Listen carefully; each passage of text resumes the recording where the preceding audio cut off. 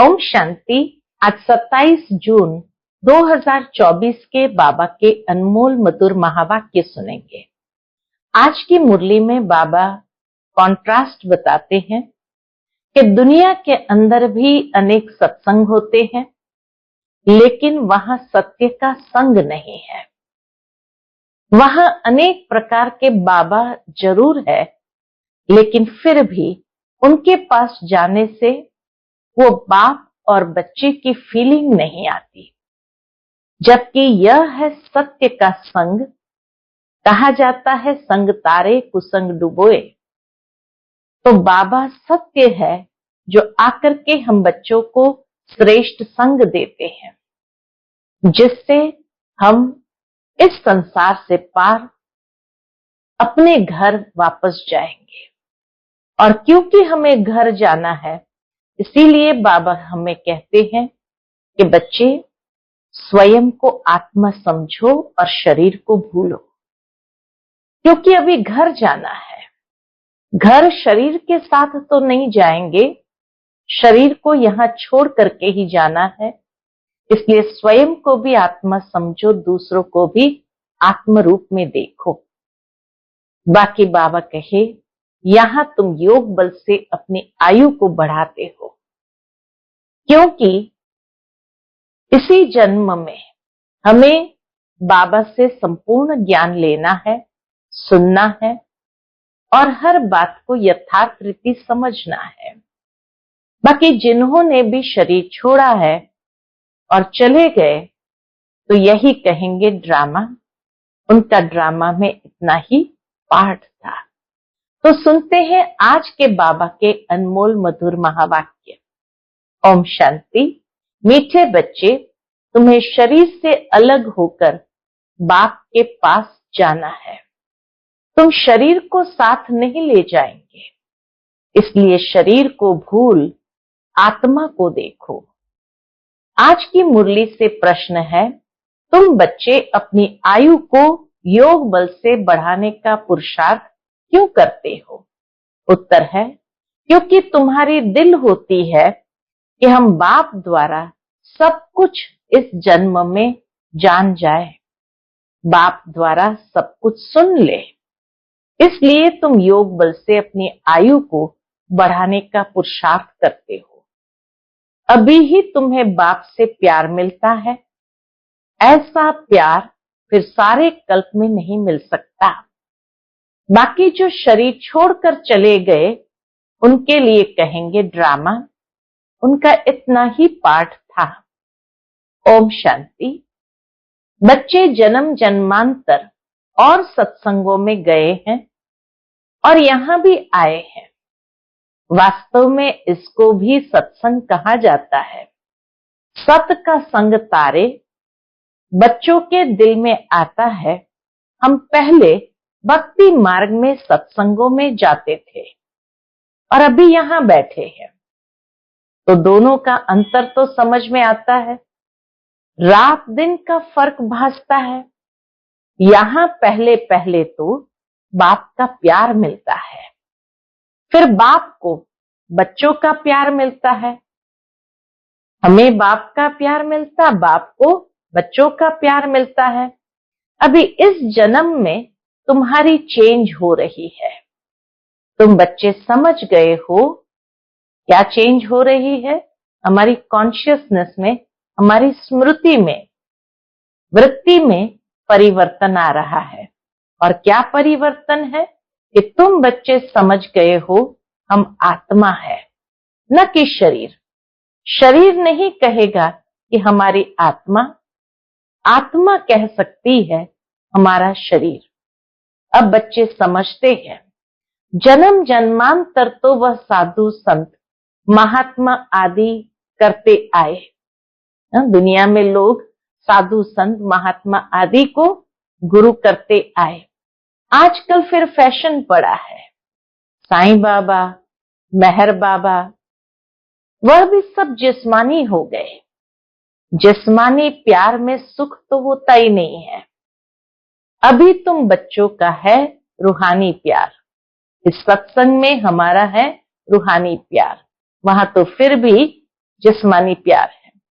रात दिन का फर्क है। यहां तुमको समझ मिलती है, वहां तो बिल्कुल बेसमझ है। उस सत्संग में समझ नहीं, शास्त्रों का ज्ञान है। यहां फिर ज्ञान अर्थात समझ मिलती है। तुम अभी समझते हो, बाबा आकर के हमको पढ़ाते हैं। वह सबका बाप है। मेल तथा फीमेल सब अपने को आत्मा समझते हैं। बाबा बुलाते भी है, ये बच्चों। बच्चे भी रिस्पॉन्स करेंगे। यह है बाप और बच्चों का मेला। वहां बाप और बच्चों का मेला नहीं कहेंगे। बच्चे जानते हैं यह बाप और बच्चों का, आत्मा और परमात्मा का मेला एक ही बार होता है। बच्चे बाबा बाबा कहते रहेंगे। बाबा अक्षर बहुत मीठा है। बाबा कहने से ही वर्षा याद आएगा। तुम छोटे तो नहीं हो। बाप की समझ बच्चों को जल्दी पड़ती है। बड़े हैं आयु में तो बाप की समझ बच्चों को जल्दी पड़ती है। बाबा से क्या वर्षा मिलता है, वह छोटा बच्चा तो समझ न सके। यहां तुम जानते हो कि हम बाबा के पास आए हैं। बाप कहते हैं, हे बच्चों, तो इसमें सब बच्चे आ गए। जब हे बच्चों कहते हैं तो सब बच्चे आ गए। सब आत्माएं घर से यहां आती है पाठ बजाने। कौन कब पाठ बजाने आते हैं यह भी बुद्धि में है। सबके सेक्शन अलग अलग है जहां से आते हैं। परमधाम में सभी आत्माओं के सेक्शन अलग अलग है जहां से यहां आते हैं। फिर पिछाड़ी में सब अपने अपने सेक्शन में जाते हैं। यह भी सब ड्रामा में नूंद है। बाप किसको भेजते नहीं है कि भाई तुम फलानी जगह जाओ, तुम फलाने राजाई में जाओ। ऑटोमेटिकली ये ड्रामा बना हुआ है। हर एक अपने अपने धर्म में आते रहते हैं। जिसका जैसा पुरुषार्थ वैसे ही अपने अपने धर्म में आते रहते हैं। बुद्ध का धर्म स्थापन हुआ नहीं है तो कोई उस धर्म का आएगा नहीं। पहले पहले सूर्यवंशी चंद्रवंशी ही आते हैं। जो बाप से अच्छी रीति पढ़ते हैं वही नंबरवार सूर्यवंशी चंद्रवंशी में शरीर लेते हैं। वहां विकार की तो बात नहीं। योग बल से आत्मा आकर गर्भ में प्रवेश करती है। उससे समझेंगे कि मेरी आत्मा इस शरीर में जाकर प्रवेश करेगी।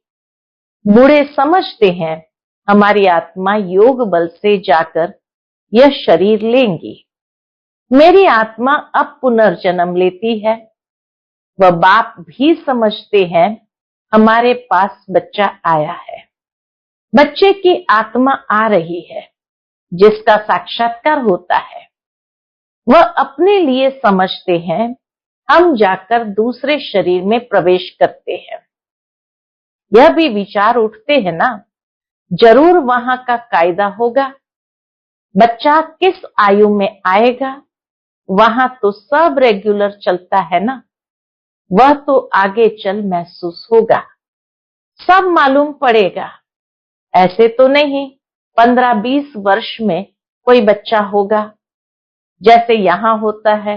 नहीं, वहां आयु 150 वर्ष की होती है तो बच्चा तब आएगा जब आधा लाइफ में थोड़ा आगे होंगे। 150 वर्ष की आयु तो आधा होता है कितना, 75। तो लाइफ में थोड़ा, आधा लाइफ से थोड़ा आगे होगा। उस समय बच्चा आता है क्योंकि वहां आयु बड़ी होती है। एक ही तो बच्चा आना होता है, फिर बच्ची भी आनी है। कायदा होगा, पहले बच्चे की फिर बच्चे की आत्मा आती है। विवेक कहता है पहले बच्चा आना चाहिए, पहले मेल पीछे फीमेल। 8-10 वर्ष देरी से आएंगे। कितना क्लियर बाबा ने स्पष्ट किया है। सतयुग के अंदर पैदाइश कैसे होगी, योग बल से होगी। पहला बच्चा आएगा, फिर 8-10 साल के बाद दूसरी बच्ची आएंगी। आगे चल तुम बच्चों को सब साक्षात्कार होना है, कैसे वहां की रस्म रिवाज है, ये सब बातें नई दुनिया की बाप बैठ समझाते हैं। बाप ही नई दुनिया स्थापन करने वाला है। रस्म रिवाज भी जरूर सुनाते जाएंगे, आगे चल बहुत सुनाएंगे और तब साक्षात्कार होते रहेंगे। बच्चे कैसे पैदा होंगे कोई नई बात नहीं। तुम तो ऐसी जगह जाते हो जहां कल्प कल्प जाना ही पड़ता है। वैकुंठ तो अब नजदीक आ गया है, अब तो बिल्कुल नजदीक ही आकर पहुंचे हो। हर एक बात तुमको नजदीक देखने आएगी, जैसे फीलिंग होगी, स्पष्ट महसूसता आएगी। जितना तुम ज्ञान योग में मजबूत होते जाएंगे, अनेक बार तुमने पार्ट बजाया है, अभी तुमको समझ मिलती है, जो ही तुम साथ ले जाएंगे, यही ज्ञान के संस्कार साथ ले जाएंगे। वहां की क्या रस्म रिवाज होगी सब जान जाएंगे। शुरू में तुमको सब साक्षात्कार हुए थे, उस समय तो अजुन तुम अलफ बे पढ़ते थे। शुरू शुरू में जो दादियां आई सबको साक्षात्कार होते थे, परंतु उस समय समझ इतनी नहीं थी। फिर लास्ट में भी जरूर तुमको साक्षात्कार होने चाहिए। सो बाप बैठ सुनाते हैं। वह सब देखने की चाहना तुमको यहां होगी, इस शरीर से, इन आंखों के द्वारा समझेंगे, कहां शरीर न छूट जाए, सब कुछ देख कर जाए। इसमें आयु बढ़ाने के लिए चाहिए योग बल। जो बाप से सब कुछ सुने, सब कुछ देखे। जो पहले से गए उनका चिंतन नहीं करना चाहिए, वह तो ड्रामा का पार्ट है, तकदीर में नहीं था। ज्यादा बाप से लव लेना, क्योंकि जितना जितना तुम सर्विसेबल बनते हो तो बाप को बहुत बहुत प्यारे लगते हो। जरूर है, जितना तकदीर में होता है उतना बाबा से प्यार प्राप्त करते हैं, और जैसे जैसे सर्विसेबल बनते जाते तो बाप को वह बहुत प्यारे लगते हैं। जितना सर्विस करते हो, जितना बाप को याद करते हो, वह याद जमती रहेगी। तुमको बहुत मजा आएगा। याद में जैसे अंदर ही अंदर वो पुरुषार्थ नेचुरल होता जाएगा और बहुत मजा आएगा। अभी तुम बनते हो ईश्वरीय संतान। बाप कहते हैं तुम आत्माएं हमारे पास थी ना, भक्ति मार्ग में मुक्ति के लिए बहुत परिश्रम करते हैं। जीवन मुक्ति को तो जानते नहीं, यह बहुत लवली ज्ञान है। मुक्ति और जीवन मुक्ति दोनों का सहज ज्ञान हमें प्राप्त होता है। बहुत लव रहता है। बाप भी है, टीचर भी है, सतगुरु भी है। सच्चा सच्चा सुप्रीम बाबा है जो हमको 21 जन्मों के लिए सुख धाम में ले जाते हैं। आत्मा ही दुखी होती है, दुख सुख आत्मा ही महसूस करती है। कहा भी जाता है पाप आत्मा पुण्य आत्मा। अभी बाप आए हैं हमको सभी दुखों से छुड़ाने। अभी तुम बच्चों को बेहद में जाना है, सब सुखी हो जाएंगे, सारी दुनिया ही सुखी हो जाएगी।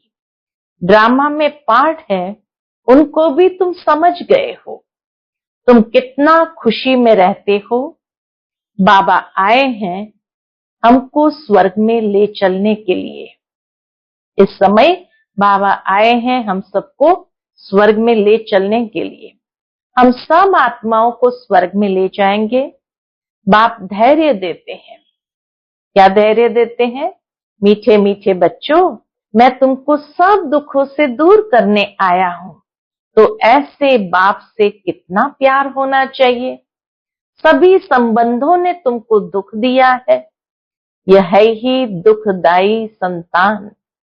इस दुनिया के अंदर है ही दुखदाई संतान।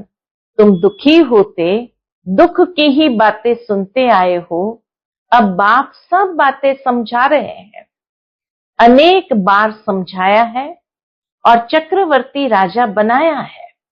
तो जो बाप हमको ऐसा स्वर्ग का मालिक बनाते हैं, उन पर कितना प्यार होना चाहिए। एक बाप को ही तुम याद करते हो, सिवाय बाप के और कोई से संबंध नहीं। आत्मा को ही समझाया जाता है, हम सुप्रीम बाप के बच्चे हैं। अब जैसे हमको रास्ता मिला है, फिर औरों को भी सुख का रास्ता बताना है। तुमको सिर्फ आधा कल्प के लिए ही नहीं, पौना कल्प के लिए सुख मिलता है। बाबा कहे तुम्हें सिर्फ आधा कल्प के लिए नहीं, पूरा पौना कल्प के लिए सुख मिलता है। तुम पर भी कई कुर्बान जाते हैं, क्योंकि तुम बाप का संदेश बताकर सब दुख दूर कर देते हो। तुम समझते हो इन्हें भी, यानी ब्रह्मा बाबा को भी ये नॉलेज सुप्रीम बाप से मिलती है। यह फिर हमको पैगाम देते हैं, ब्रह्मा बाबा फिर हमको पैगाम देते हैं, हम फिर औरों को पैगाम देंगे। बाप का परिचय देते सब बच्चों को जगाते रहते हैं। कहां से? अज्ञान नींद से। भक्ति को अज्ञान कहा जाता है। ज्ञान और भक्ति अलग अलग है। ज्ञान सागर बाप अब तुम बच्चों को ज्ञान सिखला रहे हैं। तुम्हारे दिल में आता है, बाबा हर 5000 वर्ष बाद आकर हमें जगाते हैं। हमारा जो दीवा है उसमें दृत बाकी थोड़ा जाकर रहा है। आत्मा का जो दीवा है उसमें दृत बहुत थोड़ा जाकर रहा है। इसलिए अब फिर ज्ञान दृत डाल दीप जगाते हैं। जब बाप को याद करते हैं तो आत्मा रूपी दीप प्रज्वलित होता है। आत्मा में जो कट चढ़ी हुई है वह उतरेगी बाप की याद से। इसमें ही माया की लड़ाई चलती है। माया घड़ी घड़ी भुला देती है और कट उतारने के बजाय चढ़ती जाती है। माया का काम ही है कट को और भी ज्यादा चढ़ाते जाना, बल्कि जितना उतरी थी उससे भी जास्ती चढ़ जाती है। माया का हाथ पकड़ लेने से और भी जास्ती चढ़ जाती है। बाप कहते हैं बच्चे मुझे याद करो तो कट उतर जाएगी। इसमें मेहनत है, शरीर की कशिश न हो। कट उतारने के लिए देह भान, शरीर की कशिश न हो। देही अभिमानी बनो। हम आत्मा है, बाप के पास शरीर सहित तो जा नहीं सकेंगे। शरीर से अलग होकर के ही जाना है। आत्मा को देखने से कट उतरेगी, शरीर को देखने से कट चढ़ती है। कभी चढ़ती कभी उतरती, ये चलता रहता है। कभी नीचे कभी ऊपर, बड़ा नाजुक रास्ता है। बाबा कहे ये रास्ता बड़ा नाजुक है। यह होते होते पिछाड़ी में कर्मातीत अवस्था को पाते हैं। मुख्य हर बात में आंखें ही धोखा देती है, इसलिए शरीर को न देखो। हमारी बुद्धि शांति धाम सुखधाम में लटकी हुई है और दैवी गुण भी धारण करने हैं। भोजन भी शुद्ध खाना है, देवताओं का पवित्र भोजन है। वैष्णव अक्षर विष्णु से निकला है।